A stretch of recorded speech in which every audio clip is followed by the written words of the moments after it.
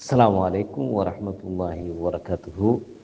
36வது தினத்தினுடைய பாடமாக நபிகள் நாயகம் ஸல்லல்லாஹு அலைஹி வஸல்லம், அதாவது முஹம்மது நபி அவர்களுடைய 8 வயதிலிருந்து 15 வயது வரையிலான அவர்களுடைய நிலைமை எவ்வாறு இருந்தது என்று சொன்னால், மக்காவாசிகளுடைய ஆடுகளை மேய்க்கின்ற ஒரு இடையனாக இருந்தார்கள். அக்கால பிரிவில் கண்ணியமிக்க கஅபாவை புனர் நிர்மாணம் செய்வதில் தனது சிறிய பெரிய தந்தைகளுக்கு உதவியாக இருந்தார்கள். ஆக முகமது நபி அவர்கள் சொன்னார்கள், எல்லா இறை தூதர்களுமே தங்களுடைய வாழ்நாளில் ஆடு மேய்த்து உள்ளார்கள் என்பதையும் பின்னாளில் முகமது நபி அவர்கள் சொல்லி காட்டி உள்ளார்கள். அதே போல முகமது நபி அவர்கள் சிறு வயதிலிருந்து ஒழுக்கச்சீலராக நற்பணிகளில் நல்ல காரியங்களில் ஒத்துழைப்பு நல்கக்கூடியவராகவே இருந்திருக்கிறார்கள் என்பதை நாம் பார்க்கிறோம்.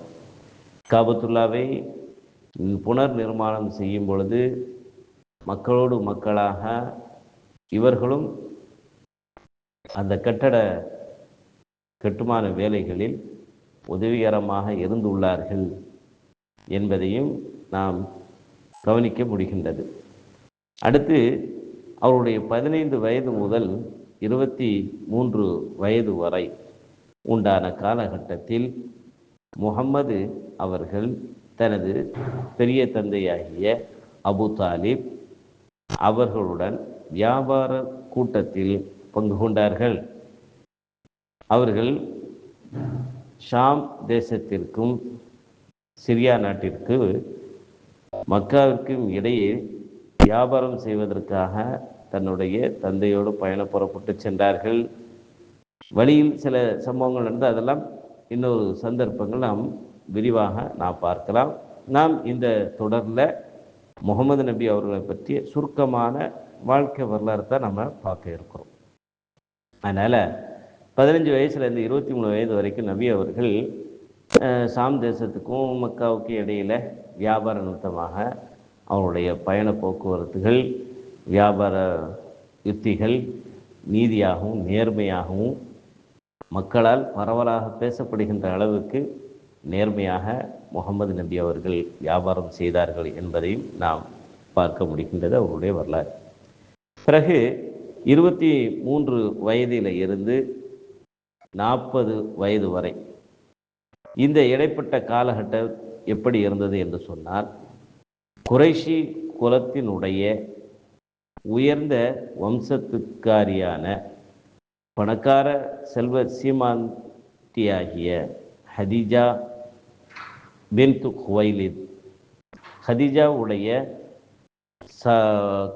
தகப்பனார் குவைலித் என்பவர் ஆவார்.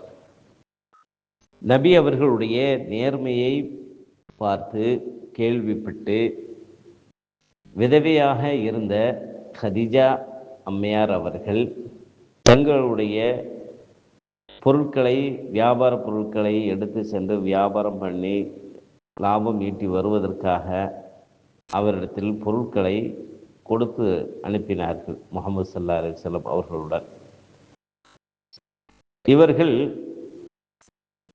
அன்றைய காலகட்டத்தில் மிகப்பெரிய செல்வ சீமாட்டியாக இருந்தார்கள், வியாபாரியாக இருந்தார்கள்.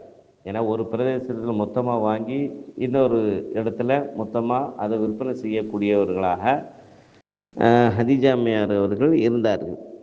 அப்போது முகமது நபியுடைய நம்பிக்கை, அமீன், மக்களால் போற்றப்பட்டார்கள். நம்பிக்கைக்கு உரியவர், நாணயத்தை பேணுகின்றவர், சாதிக், உண்மையாளர், வாய்மையாளர், ஒருபோதும் விளையாட்டுக்காக கூட யாரிடத்திலும் எந்த சந்தர்ப்பத்திலையும் அவர் பொய் பேசியது கிடையாது. ஆக இவருடைய நேர்மையை ஹதீஜா அம்மையார் பார்த்து தன்னுடைய வியாபார பொருட்களை கொண்டு சென்று லாபம் ஈட்டி வருவதற்காக அனுப்பி வைத்தார்கள். அவர்களுடைய நேர்மையை பார்த்து அவர்களை திருமணம் முடிக்கும் எண்ணத்தை ஹதீஜா அம்மையார் அவர்கள் முகமது நபி அவரிடத்தில் தெரிவித்தார்கள். அப்போது முகமது நபியுடைய வயது 25, ஹதீஜா அம்மையாருடைய வயது அப்போது 40 ஆகியிருந்தது. அப்போ அவர்கள் ஹதிஜா அவர்கள் ஏற்கனவே 2 கணவன்மார்களுக்கு வாக்கப்பட்டு அவர்கள் இறந்து விதவை கோலத்தில் ஆகியிருந்தார்கள். அப்பேற்பட்ட வயது முதிர்ந்த பெண்மணி முகம்மது அவர்களை முதல் 3வது கணவராக தேர்வு செய்கின்றார்கள். முகம்மது நபி அவர்கள் அதுவரை திருமணம் செய்யவில்லை. முதல் திருமணமே 40 வயதான மூதாட்டியோடு வயது முதிர்ந்த பெண்ணோடு தான் திருமணம் முடித்தார்கள். இதிலிருந்தே நாம் முகம்மது நபி அவர்கள் மீது உலகம் எங்கும் அவதூறு பரப்பப்படுகின்றது. முகம்மது அவர்கள் காம பிரியர், அவர் பெண்கள் விஷயத்தில் வீக்கானவர், காம வெறி கொண்டவர் என்றெல்லாம் அவரை பலவாறாக அசிங்கமாக அவதூறாக அவரை பற்றிய முழுமையான வாழ்க்கை வரலாறை அறிந்து கொள்ளாமல் புரிந்து கொள்ளாமல் காத்துவாக்கில் வந்த செய்திகளை கேட்டுக்கொண்டு வெளியே பரப்புவது பேசுவது என்பது பொய்யன் என்பதற்கான அளவுகோல். ஏன்னா முகமது நபி அழகா ஒரு வார்த்தையை இறைவனுடைய அறிவுரையை சொன்னாங்க. கேட்ட செய்திகளை எல்லாம் ஒரு மனிதன் பரப்புவது பேசுவது அவன் பொய்யன் என்பதற்கான அடையாளமாக சொன்னார். அதனால் எப்பொருள் யார் யார் வாய் கேட்பினும் அப்பொருள் மெய்ப்பொருள் காண்பது அறிவு என்ற அடிப்படையில் இந்த முகம்மது அவர்களை பற்றி தப்புந்தோறுமாக பேசுகின்றவர்கள் அந்த செய்தி உண்மையா என்பதை அவருடைய வரலாற்றை முழுமையாக அறிந்து கொள்ளும் பொழுது விளங்கிக் கொள்வார்கள் அவர் எப்பேற்பட்ட பண்பாளர் என்பதை. சரி, இப்போது விஷயத்துக்கு வாருங்கள். முகமது நபி அவர்கள் தன்னுடைய 25 கன்னி பையன் 40 வயது கொண்ட 2 கணவன்மார்களுக்கு வாக்கப்பட்டு அவர்கள் இறந்த நிலையில் விதவியாக இருந்த ஒரு பெண்ணை திருமணம் முடித்தார்கள். அவர்கள் மூலியமாக முகமது நபி அவர்களுக்கு 4 பெண் பிள்ளைகளும் 3 ஆண் பிள்ளைகளும் பிறந்தது. இதை பற்றி நம்ம விரிவாக பின்னாடி நான் சொல்கிறேன். இப்போதைக்கு இவ்வளோ போதுமானது. இப்போது 40 வயதிலிருந்து 63 வயது வரை முகமது நபி அவர்கள் 40 வயதை அடைந்த போது ஜிப்ரீல் அலைஹிஸ்ஸலாம் அவர்கள் மூலம் நபித்துவத்தை பெற்றுக்கொண்டார்கள். இறை தூதர் என்கிற அங்கீகாரத்தை இறைவன் அவர்களுக்கு வழங்கினார். தனக்கு கிடைத்த அந்த இறை தூதுத்துவ பணியை, நபித்துவ பணியை மக்களுக்கு எத்தி வைக்கும் பொறுப்பு அவர்களுக்கு இறைவனால் கொடுக்கப்பட்டது.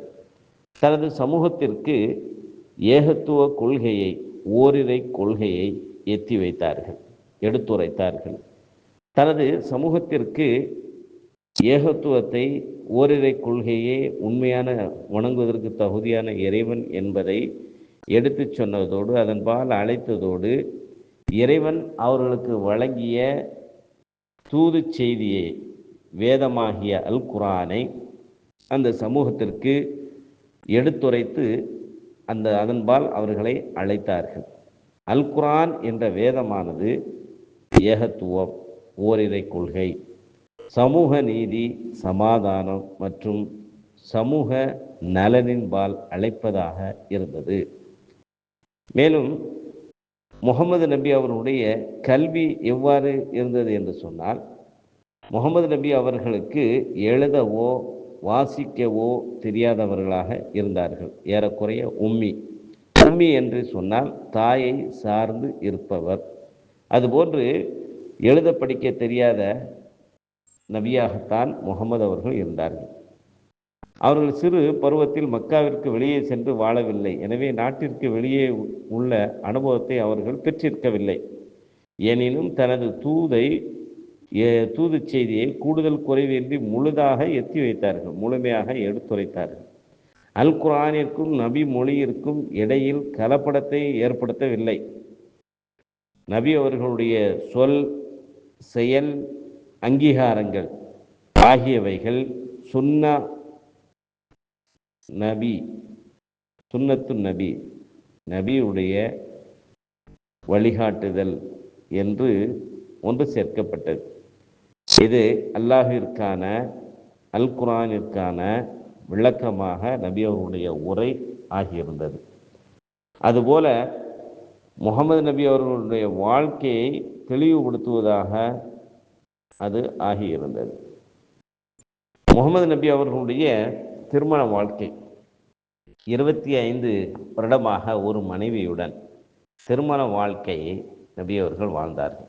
அவரது மனைவியாக ஹதீஜா பின்த் ஹுவைலித் காணப்பட்டார்கள். அவர்கள் அசத் குலத்தை சேர்ந்த விதவை பெண் ஆவார்கள். அந்த சமூகத்தில் பெரும் மதிப்பு மிக்கவராக காணப்பட்டார்கள். இவரிடத்தில் நபி அவர்கள் 2 வருட காலமாக வியாபாரத்தில் ஈடுபட்டார்கள். அப்போது நபி அவர்களுடைய உயர்ந்த அழகிய நற்பண்புகளை கண்டு 3ஆம் தரப்பின் வழியாக நபி அவர்களுக்கு தனது திருமண விருப்பத்தை முன்வைத்தார்கள். அப்போது நபி அவர்கள் அதற்கு உடன்பட்டார்கள். நபி அவர்களை விட ஹதீஜா அம்மையார் 15 வருடம் வயதில் மூத்தவராக காணப்பட்டார்கள். என்றாலும் அவர்களது திருமண வாழ்க்கை ஒரே சம வயதினர் போன்று திருப்திகரமாக திருமண வாழ்க்கையாக 25 வருட காலம் ஆகியிருந்தது. அவர்கள் தங்களுடைய 61வது வயதில் மரணித்தார்கள். அப்போது அப்பெண்ணின் வயது கிபி 619வது வருடத்தில் மரணம் எய்தார்கள். அப்போது ஹதீஜா அம்மையாருடைய வயது 65ஆக இருந்தது. அதன் பின் நபி அவர்களின் அழைப்பு சமூக மனிதநேய காரணங்களுக்காக பல்வேறு திருமணங்களை செய்து கொண்டார்கள். இது அவர்களுக்கு இறைவன் அளித்த அங்கீகாரம், அனுமதி, சிறப்பு சலுகை. ஏனென்றால் பல மனைவியரோடு நபி அவர்கள் நேர்மையாக வாழ்ந்து காட்டி மக்களுக்கு முன் உதாரணமாக இருக்க வேண்டும் என்பதை அவர்களுடைய ஒவ்வொரு திருமணங்களுடைய பின்னூட்ட சம்பவங்களை, செய்திகளை நாம் அறிந்தால் விளங்கிக் கொள்ள முடியும். ஒருபோதும் அவர்களுடைய காம உணர்வுக்கு அவர்கள் முன்னுரிமை அளிக்கவில்லை.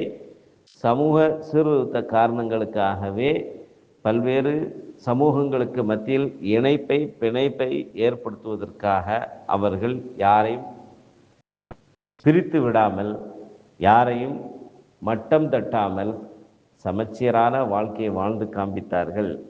குடும்பம் என்று வரும்போது எவ்வளவு பிரச்சனைகள் வரும் என்பதை வாழ்ந்து காண்பித்து அதற்கான தீர்வையும் மக்களுக்கு எடுத்துரைத்ததோடு மட்டுமில்லாமல் தன்னுடைய மனைவிமாரிடத்திலே தலை சிறந்த கணவராக முகமது நபி அவர்கள் வாழ்ந்து முன் உதாரணமாக திகழ்ந்து உள்ளார்கள் என்பதை நாம் எண்ணி பார்க்க வேண்டும்.